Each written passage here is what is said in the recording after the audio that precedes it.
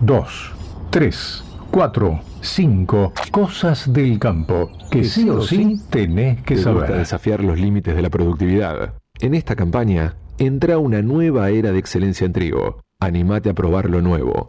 Apostá a la genética más avanzada, con soluciones personalizadas para potenciar tu productividad. Elegí las variedades de Neogen, un nuevo horizonte en semillas.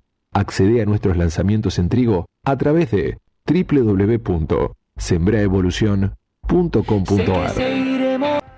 Voy a tratar de que sean todas breves y después, si tenemos tiempo, nos vamos a meter en algunas, porque están divertidas algunas, como esta. La primera, proyecto muy polémico que se presentó en provincia de Buenos Aires en estos días. Se armó mucha polémica después de que se supo. Es un anteproyecto, en principio, porque se estuvo analizando en la Comisión de Agricultura o de Asuntos Agrarios del Senado de la provincia de Buenos Aires. Bueno, viste que cada tanto nos preguntamos en qué andan las legislaturas provinciales, como el 7 de septiembre, que todos nos preguntábamos, bueno, ¿qué estamos votando? ¿Qué tan importante es? Bueno, estas cosas se están debatiendo por ahí. Se debatió estos días un proyecto de CIAFBA, que es el Colegio de Ingenieros Agrónomos y Forestales de la provincia de Buenos Aires, que busca declarar de interés público el cuidado de los suelos y el agua. Insisto, esto ya se expuso en la Comisión de Asuntos Agrarios del Senado de la provincia de Buenos Aires, generó muchas críticas de dirigentes rurales y hasta de dirigentes políticos, porque en definitiva el proyecto en criollo dice que un organismo del Estado amparado en el Ministerio de Desarrollo Agrario, por ende el Estado provincial, por ende quien sea que gobierne, no solo en esta, sino en todas las etapas que vengan, la provincia de Buenos Aires, te dice si vos, dueño de ese campo, según cómo esté ese suelo, podés o no sembrar, o si tenés que hacer ganadería. Es polémico, muy polémico. Las entidades de ruralistas ya salieron a decir, por ejemplo, Carvap en las últimas horas, chicos, esto va en contra de la propiedad privada, pone al Estado a controlar exactamente lo que producimos, y en definitiva lo de la propiedad privada tiene que ver con yo dueña de un campo. Ok, ¿quién más interesado que uno en sostener productivamente ese campo? Por esto que siempre dicen los productores de seguramente mi hijo pueda seguir con esta actividad. Digo, que el Estado se meta en las decisiones que vos tengas que tomar sobre esas unidades productivas, y es más que polémico. Sí, no, y te sumo algo, Caro, que es que también legisla mucho en términos de plazos de años que no se corresponde con el tipo de producción que tenemos acá, que es mucho sobre tierra alquilada. Entonces a vos te piden que hagas planes de uso de manejo del suelo que se mantengan de pronto mínimo 4 años y que al cuarto año tengas que renovar ese plan presentando otro o te queda estanco ese. Pero dice el proyecto si esa exigencia se la hacen al dueño o al que alquila. Es sobre lote de tierra. Claro, entonces ahí está el tema de las dudas respecto a cómo se va a reglamentar. Claro. Porque si se reglamenta, todavía es un proyecto de ley, se tiene que aprobar y uno se entera cómo queda en la reglamentación. Ni siquiera tiene estado parlamentario. Exactamente. Es un anteproyecto. Pero bueno, es como diciendo, ¿y qué pasa si yo cambio? ¿Y qué pasa si me quiero cambiar de actividad? ¿Qué hago? ¿Me queda ahí el campo congelado? Bueno, sí, otros decidiendo sobre los campos de los privados. Es muy polémico, insisto. Me imaginé que iba a abrir un poco de debate y después, si tenemos tiempo, nos metemos a fondo, pero a priori hay mucha gente enojada con este Colegio de Ingenieros Agrónomos que hizo esta propuesta. Segunda cosa, Argentina es libre de influenza aviar. Pausa dramática, metí en el medio. Es una muy buena noticia. Muy buena noticia. Muy buena noticia. Argentina, la vez pasada, la vez anterior, en el 2023, cuando tuvo su brote de influenza aviar, esta enfermedad que afecta unidades productivas de aves y también aves de traspatio, generó muchas complicaciones y largas. Se hicieron muy largas las gestiones para poder volver a exportar, etcétera. Por eso había un poco de miedo este año cuando aparecieron los focos. El último fue uno en Los Toldos, provincia de Buenos Aires, pero afortunadamente Argentina esta semana se volvió a declarar libre de influenza aviar y reactiva ventas o negociaciones para vender a países a los que no les estaba pudiendo vender, o bloques, caso Unión Europea, bloque muy importante para esa industria, China, Chile, Brasil, Reino Unido, bueno, Sudáfrica, por ejemplo, varios mercados que habían dejado de comprar porque Argentina había dejado de ser libre de influenza aviar, y muchos de ellos habían reemplazado las compras de Argentina por compras de Brasil, como yo les contaba hace un tiempo que Argentina también había sido el sustituto de Brasil mientras Brasil tenía este problema hace pocos meses. Bueno, finalmente Esta semana salió la declaración, ya se comunicó a la OMS, a la Organización Mundial de Salud Animal, y Argentina reactiva negociaciones y exportaciones justo en el mes en el que tiene retenciones cero, porque recordemos que cuando se comunicó para los granos, con ese tuit de Manuel Ladorni, hace ya más de una semana, 2 semanas, después se sumó una aclaración incluyendo a las carnes vacuna y aviar.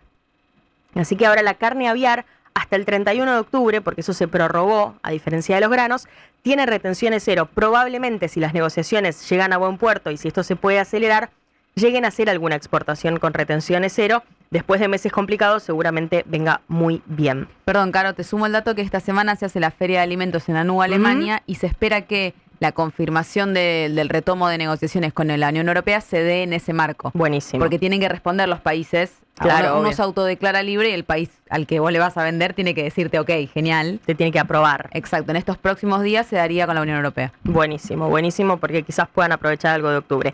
Tercera cosa, Trump coqueteando con diálogo, con incluir la soja en el diálogo con China, movió bastante los mercados esta semana. ¿Se acuerdan que yo la semana pasada les conté que los farmers estadounidenses con la cuestión retenciones cero de Argentina se habían enojado mucho? Porque decían, Estados Unidos está bancando a morir a Argentina, Argentina le pone este tax holiday, este feriado impositivo a los productores de commodities, y China aprovecha y va a aspirar mucha soja de Argentina. Más de 50 embarques hizo China de Argentina el mes pasado, septiembre.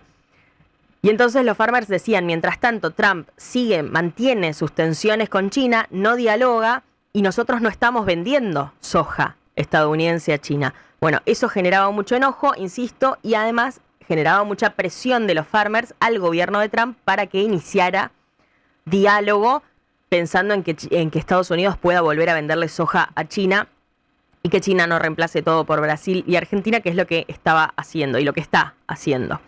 Resulta que esta semana el gobierno de Donald Trump anunció que, de hecho lo hizo el propio Donald Trump en su red social, tiene red social propia, se llama Truth. Ahí anunciaba que se encontrará a fin de mes, a fin de octubre, con Xi Jinping, con el líder chino, en el Foro de Cooperación Económica Asia-Pacífico que va a ser en Corea del Sur, a fin de mes, insisto. Hizo un posteo en esa red social con temas más grandes, pero sobre todo haciendo énfasis en que la soja iba a ser parte importante de ese diálogo, como bajándole un poco el tono a el enojo de los farmers estadounidenses y también, me parece, buscando algún factor alcista para los precios que venían en caída, los precios sobre todo de la soja en Chicago. Ellos están en plena cosecha, se está cosechando más de lo que se esperaba, con mejoras rindes, por ende va a haber más soja, por eso los productores también están preocupados en Estados Unidos por dónde colocar esa soja, en qué mercado colocar, teniendo en cuenta que China es la gran aspiradora mundial de soja. Bueno, por todo eso se movieron finalmente los precios y esta semana subió la soja en Chicago, o sea que están todos muy atentos. Para Argentina guarda, porque así como sube el precio en Chicago, que puede significar una oportunidad obviamente, también tiene un doble filo, que es si Trump y China y Xi Jinping hacen un acuerdo y la soja estadounidense vuelve a entrar a China, Argentina sale como del banco de suplentes en el que viene estando y China dejará de comprar un poco de soja a nuestro país. Así que hay que estar atentos a lo que pase. Es a fin de mes, pero el anuncio ya movió los mercados esta semana. Cuarta cosa, la liquidación cumplió con el objetivo que se había puesto el gobierno y las exportadoras para septiembre. Llovieron dólares del campo. Un ingreso extraordinario de divisas, 7.107 millones de dólares en septiembre, 7.107 millones de dólares en septiembre. Eso fue después de lo que generaron los decretos de la semana anterior, los decretos 681 y 682, este régimen de retenciones cero que duró poquito, pero fue bastante efectivo. Ciarasec, los exportadores y la industria aceitera hablaron de el segundo mejor septiembre de la historia argentina. Bueno, ellos dicen, esto es lo que sí, este es el paréntesis que a mí siempre me gusta abrir, porque si no parece que se sobredimensionaran cosas que en algún momento se están celebrando, cosas que en algún momento van a ser un lamento. ¿A qué me refiero? Ciarasec festejaba que en lo que va del año, que es muy bueno efectivamente, entraron 28.500 millones de dólares por el agro, 28.500 millones de dólares, y le quedan 3 meses al año, es verdad. y que en lo que va del año se ingresó el 35% más de divisas por la agroexportación versus el año pasado. Pero es esto que siempre decimos, no son dólares que nacen de la nada. A partir de ahora no queda ya tanto de la cosecha anterior, se está empezando a vender la cosecha siguiente. No es que estamos hipotecando granos, porque así funciona el mercado, pero tenemos que tener en cuenta que estos 7.000 que entraron ahora no van a entrar de acá a fin de año o de acá a marzo, en realidad. Es un adelanto de liquidaciones, si se quiere, es plata que entra ahora o no entra después. Por eso celebrar que viene un 35% arriba debería venir con un asterisco que te aclare después por qué. Quinta cosa, se lanzó la proyección para la campaña de granos gruesos. Hay optimismo por un lado y hay escepticismo por el otro, porque hasta los especialistas de la bolsa decían, bueno, Argentina está estancada en producción, entonces sí hay números de crecimiento, pero hay que entender que Argentina hace 7 años que está estancada en producción agrícola, por todo lo que ya sabemos, que no hace falta que yo explique acá, y si hiciera falta me lo dicen, pero hay optimismo por eso, de todas maneras. ¿Qué números dejó el lanzamiento que hacía la Bolsa de Cereales de Buenos Aires? Que la producción total de granos va a alcanzar el año que viene, en realidad ahora, en el inicio de esta campaña, la 25-26, 142,6 millones de toneladas. Es una marca inédita, es un récord de producción de granos.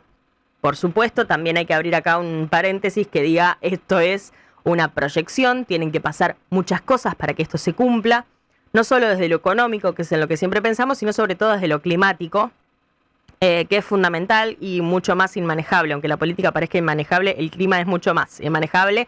La soja en retroceso, si queremos, porque va a tener una reducción del área sembrada de 4,3%, 17,6 millones de hectáreas se van a sembrar con soja según la bolsa, una producción de 48 millones y medio de toneladas, un poquito abajo, 3-4% abajo de la campaña pasada, pero justamente por esto y en contraste, el maíz va a ser mucho más protagonista. Se espera que se siembre un 10% más de maíz en Argentina, casi 8 millones de hectáreas y 58 millones de toneladas de cosecha. Eso sí sería un crecimiento grande en producción, en volumen de producción de más de 18%. El girasol, que viene en crecimiento, también va a volver a crecer. De hecho, es el que más va a crecer, 22%, casi 23%, según datos de la Bolsa de Cereales, con 2.700.000 hectáreas. Y un aumento en la producción del 16%. Así que datos interesantes del lanzamiento de campaña gruesa que hacía esta semana la Bolsa de Cereales de Buenos Aires. Amigos, hasta acá 5 cosas que pasaron esta semana y que para mí ustedes tenían que saber.